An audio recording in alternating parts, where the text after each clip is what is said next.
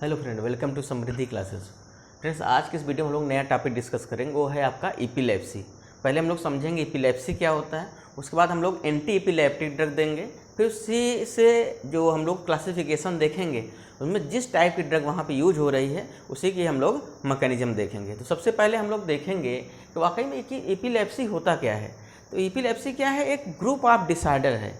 Means इसमें कई diseases हैं जिसे ग्रुप बोलते हैं, group of disorder characterize by paroxysmal cerebral dysrhythmia. इसका मतलब ये है कि हमारे बॉडी में, हमारे सेंट्रल नर्वस सिस्टम में जो आपका दो पार्ट है, सेरिब्रल है और सेरिबेलम है। तो यहाँ पे जो रोल है, यहाँ पे वो सेरिब्रल का रोल है कि जब भी जो आपका सेरिब्रल पार्ट है उसमें क्या होती है, डिसराइथमिया हो जाती है। मीन्स उनका जो सीक्वेंस है, जो पैटर्न है वो ख़राब हो जाता है। वहाँ पे क्या होता है, कहा जाता है कि सोडियम आयन की फायरिंग क्या होती है, वो बढ़ जाती है, एक्सेसिव में होने लगती है मेम्ब्रेन से। तो वहाँ से क्या होता है, ये डिसराइथमिया काज करता है। अच्छा, ये होता कहाँ पे है? ये एक्चुअली में ब्रेन के फोकल रीजन में होता है। ब्रेन के फोकल रीजन में ये डिजीज़ वहाँ पे क्या होती है, वहीं पे क्रिएट होती है आपकी एपिलेप्सी। अब इसमें क्या होता है कि brief episode loss, brief episode loss होता है, पहला सिम्टम्स हो गया। दूसरा क्या है कि डिस्टर्बेंस ऑफ कॉन्शियसनेस। यहाँ पे कॉन्शियसनेस, जो हम लोग अभी कॉन्शियस कंडीशन में हैं, ये क्या होता है, पेशेंट कंडीशन में क्या होगा कि डिस्टर्बेंस ऑफ कॉन्शियसनेस होगा। मीन्स कॉन्शियसनेस प्रॉपर नहीं होगा। विद और विदाउट बॉडी मूवमेंट, या तो बॉडी में मूवमेंट होगा या तो मूवमेंट नहीं होगा। या तो पेशेंट क्या करता है कि चलने लगता है, इधर उधर भागने लगता है, या तो दूसरा कंडीशन क्या होगा कि वो पेशेंट क्या होगा, वहीं एक ही जगह रुका रहे। तो इसे बोलते हैं विद और विदाउट बॉडी मूवमेंट। यहाँ बॉडी में कभी मूवमेंट नहीं होगा, कभी बॉडी में क्या होगा, जर्किंग होने लगती है, कभी जर्किंग नहीं भी हो सकती है। ऐसे कुछ सिम्टम्स हैं एपिलेप्सी के, टाइप्स हैं एपिलेप्सी के। दूसरा चीज़ क्या है कि ये बात करें तो ये सेंसरी और आपका साइकियाट्रिक कंडीशन भी होता है इसमें, सेंसरी और साइकियाट्रिक रोल भी इसमें प्ले होता है। तो हम बात करते हैं कि एपिलेप्सी कितने टाइप की होती है। तो एक्चुअली में एपिलेप्सी दो टाइप की होगी। एक आपका है, देखिए, एक है आपका जनरलाइज्ड सीजर है और दूसरा आपका है पार्शियल सीजर। अब अगर हम बात करें जनरलाइज्ड सीजर की, तो यहाँ पे है जनरलाइज्ड टोनिक क्लोनिक सीजर, जिसे बोलते हैं GTC, मेजर एपिलेप्सी, इसे बोलते हैं ग्रैंड मल एपिलेप्सी। तो इसे बोलते हैं generalised tonic clonic epilepsy, major epilepsy बोलते हैं, और दूसरा इसे बोलते हैं ग्रैंड मल एपिलेप्सी। अब इसमें क्या होता है कि इसका जो लास्ट होता है, मीन्स एपिलेप्सी जो है उसको 1 से 2 मिनट में क्या होती है, ख़त्म हो जाएगी। ऐसे नॉर्मल भाषा में हम लोग मिर्गी बोलते हैं, इसे कि एपिलेप्सी बोला जाता है। तो इसमें 1 से 2 मिनट खत्म हो जाता है। इसमें एक सीक्वेंस क्रिएट होता है सेंट्रल नर्वस सिस्टम में। देखिए सीक्वेंस क्या है, पहला होता है अरा।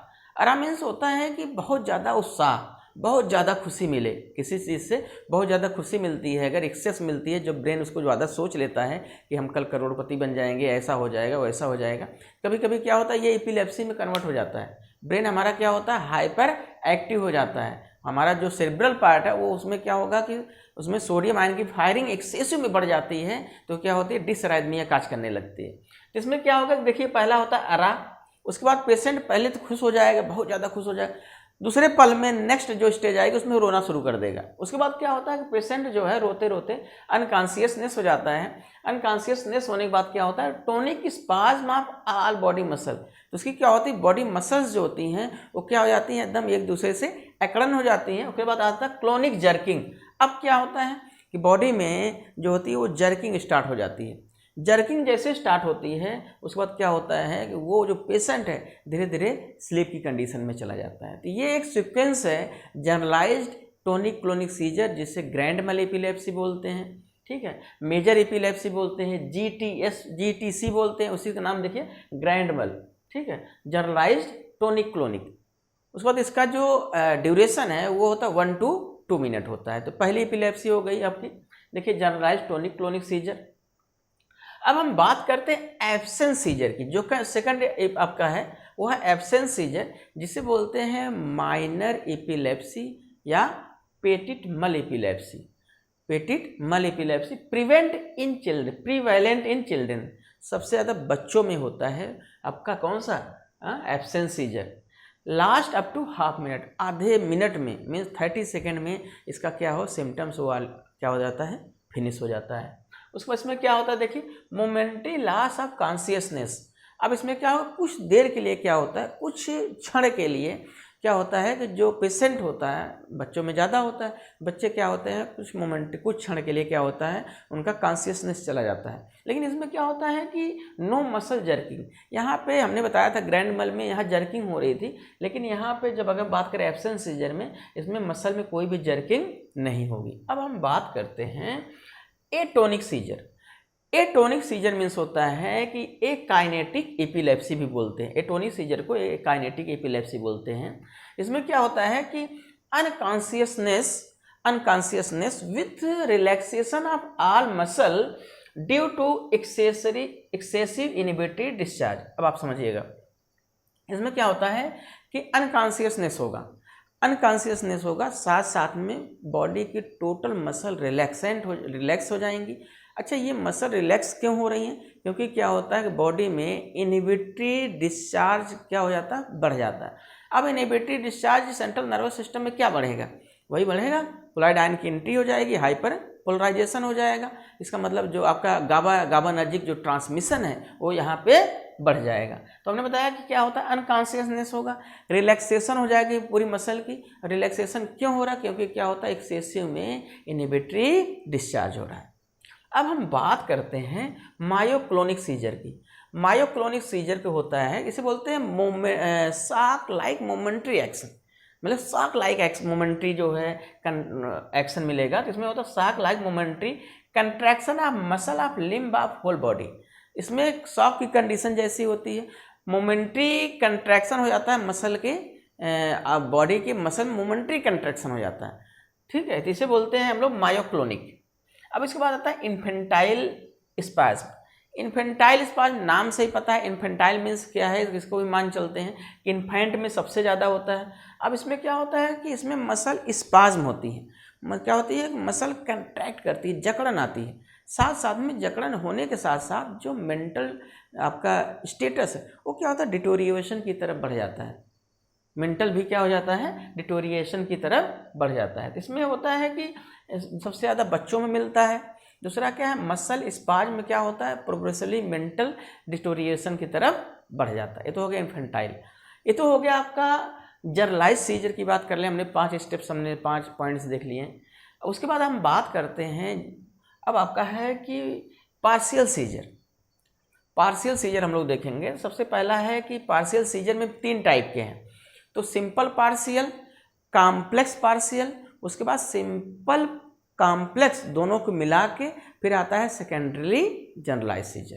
तो पहला हो गया कि आपका सिंपल आपका पार्शियल सीजर। अगर हम बात करें सिंपल पार्शियल सीजर की, इसे बोलते हैं एसपीएस, इसे बोलते हैं कार्टिकल फोकल एपिलेप्सी। अब इसमें हम बात कर रहे हैं, देखिए सेरिब्रल की बात कर रहे हैं, तो कॉर्टिकल फोकल एपिलेप्सी, कार्टिकल पार्ट में इसकी एपिलेप्सी होगी। ये हाफ मिनट से 1 मिनट में, आधे मिनट से 1 मिनट में इसकी पूरी ड्यूरेशन है। इसमें क्या होता है, लोकलाइज सेंसरी डिस्टर्बेंस। अब क्या है, सेंसरी जो नर्व्स हैं उसका डिस्टर्बेंस होता है। अब क्या है कि जो सीजर यहाँ क्रिएट होगा वो डिपेंड करता है कि इसमें कार्टेक्स का कौन सा पार्ट उसमें इन्वॉल्व है।